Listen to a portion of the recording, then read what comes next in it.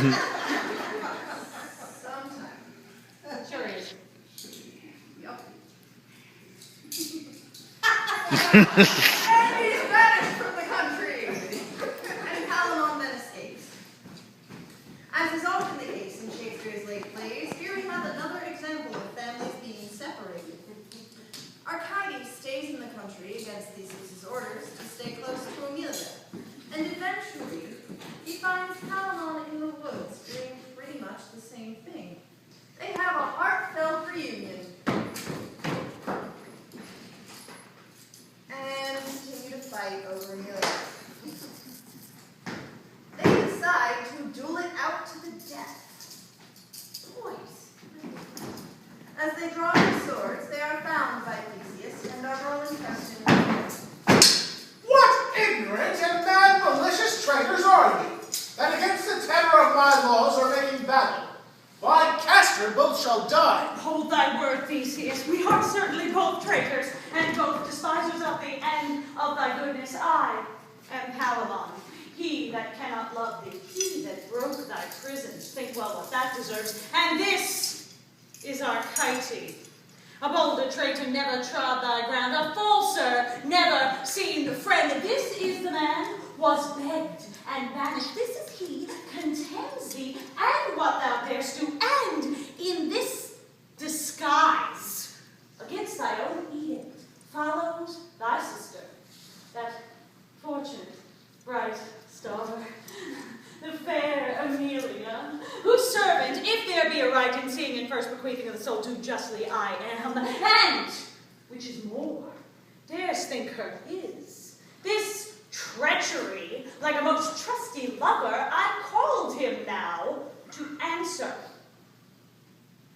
We seek not the breath of thy mercy, Theseus. 'Tis a thing to me, the same as to die as thy will to say it, and no more moved. Where this man hath called me traitor, let me say thus much. If love be treason, so let me be most traitor, and ye please me. For, discarding thy edict, Duke, ask that lady why she is fair, and why her eyes command me stay here to love her. For if she say traitor, I am a villain fit to lie unburied. Have mercy on us both, O Theseus. If unto neither thou showed mercy, stop, as thou art just, thy noble ear against us. Let's die together, at one instant, Duke. Only a little let him fall before me, that I may tell my soul he shall not have her. I grant your wish. For to say true, your cousin has 10 times more offended. For I gave him more mercy than you found, sir, your offenses being no more than his. None here speak for him, for ere the sun set, both shall sleep forever. The misadventure of their own eyes kill 'em. Yet, that I will be woman and have pity, my knees shall grow to the ground, but I'll get mercy. Mercy on these princes. Sir, I felt compassion to them both. How would you place it? Upon their lives, but with their banishment. Shall anything that loves me perish for me? That were cruel wisdom. Oh, Duke Theseus, for heaven's sake, save their lives and banish them. Upon what conditions? Swear 'em nevermore to make me their contention, or to know me, to tread upon thy dukedom, and to be, wherever they shall travel, ever strangers to one another. I'll be cut to pieces before I take this oath. Forget I love her. Or will you, Arcite, take these conditions? No, never, Duke. It'd be a fate worse than begging to take my life so basely. What is to be done? For now I feel compassion. Say, Emilia, if one were dead, as one must, are you content to take the other to your husband? They cannot both enjoy you. They are princes as goodly as your own eye, and as noble as ever fame yet spoke of. If look upon him, and if you can love, end this difference. I give consent. Are you content too, princess? With all our souls. He that she refuses must die then. Make choice. I cannot, sir. They are both too excellent. For me, a hair shall never fall of these men. Thus I ordain it. And by mine honor, once again it stands, or both shall die. You shall both to your kingdom, and each within this month, accompanied with 3 fair knights, appear again in this place. He who wins the duel, he shall enjoy her. The other lose his head and all his friends, nor shall he grudge to fall, nor think he dies with interest in this lady. Are you content, princess? Yes. Here, cousin Arcite, I am friends again till that hour. I embrace you. Are you content, sister? Yes, I must, sir, else both miscarry.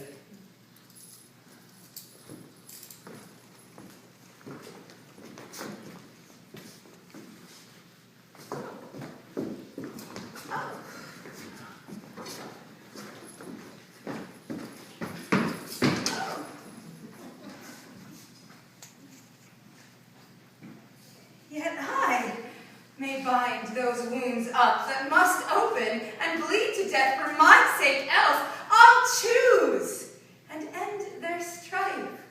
2 such young handsome men should never fall for me. Good heaven, what a sweet face has Arcite. If wise nature, with all her best endowments, all those beauties, she sows into the births of noble bodies, were here a mortal woman and had in her the coy denials of young maids, yet doubtless she would run mad for this man.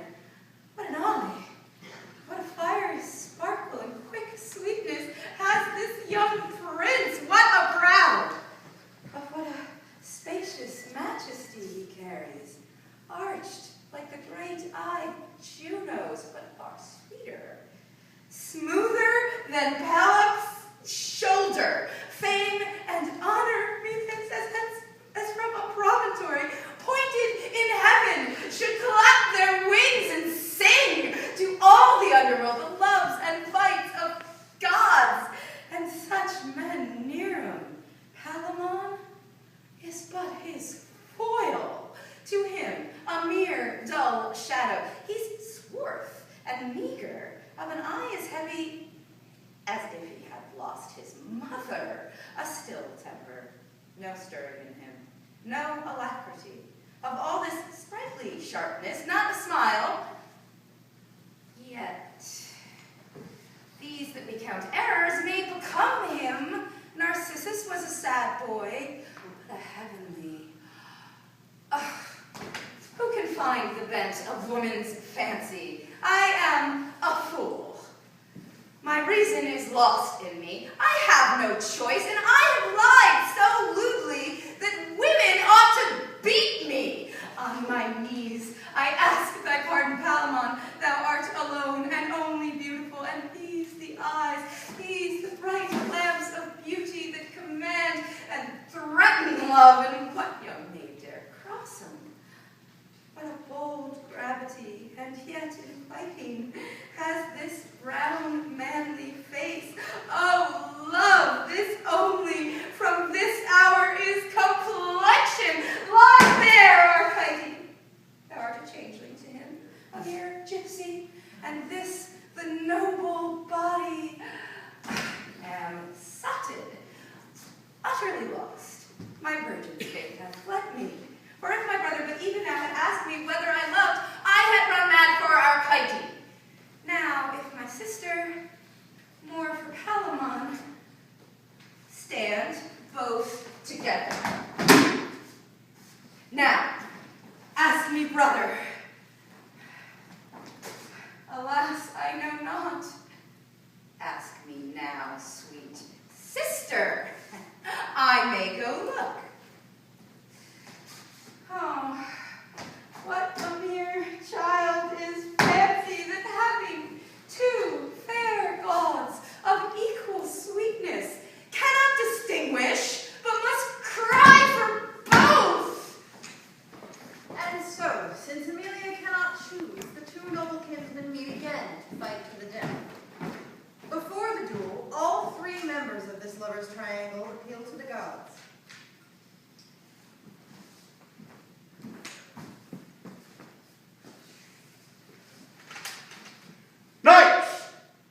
Kinsmen lovers, yea, my sacrifices, true worshippers of Mars, whose spirit in you expels the seeds of fear, and the apprehension which still is farther off it, go with me before the God of our profession.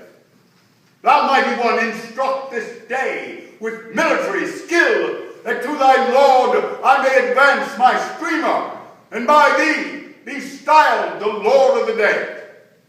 Give me, great Mars, some token of thy pleasure. Our stars must glister with new fire, or be today extinct. Our argument is love, which if the goddess of it grants, she gives victory to. Then blend your spirits with mine to the goddess Venus. Commend we our proceeding and implore her power unto our party. Hail, sovereign queen of secrets, who has power to call the fiercest tyrant from his rage and weep unto a girl. Oh, most sweet goddess, give me the victory of this question, which is true love's merit, and bless me with a sign of thy great pleasure. Oh, sacred, shadowy, cold, and constant queen, I, here thy priest, am humbled for thine altar. Oh, vouchsafe, with that thy rare green eye, which never yet beheld thing immaculate, look on thy virgin. And sacred silver mistress, lend thine ear, which never heard skirl term, into whose port ne'er entered wanton found, to my petition. Seasoned with holy fear, this is my last. A vestal office, I am bride habited, but maiden-hearted. A husband have I pointed, but do not know him out of two. I should choose one and pray for his success, but I am guiltless of election of mine eyes. Were I to lose one, they are equal precious. I could do neither, that which perish should go to it, unsentenced. Therefore, most modest queen, he of the two pretenders that best loves me, and has the truest title in it, let to him take off my wheaten garland. Or else grant the file and quality I hold, I may continue in thy band. I hope she's pleased. As fate, the gods, Fletcher, and Shakespeare would have it, Arcite wins the battle, but then is tragically killed by a horse. But not before he gets a chance to gallantly kiss his lady and give her to his best friend